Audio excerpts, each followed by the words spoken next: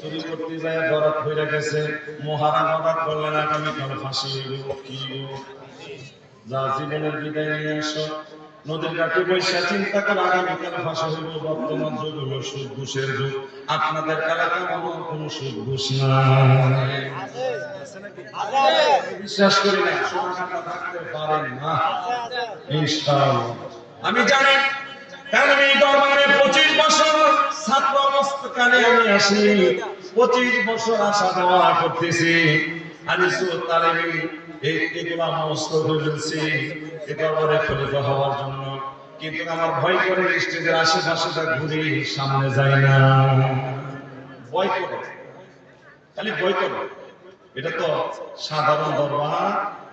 তোমরা কি বলে গেলা শাহজালালের নাম, তোমরা কি বলে গেলা সোনা কান্দার নাম, তোমরা কি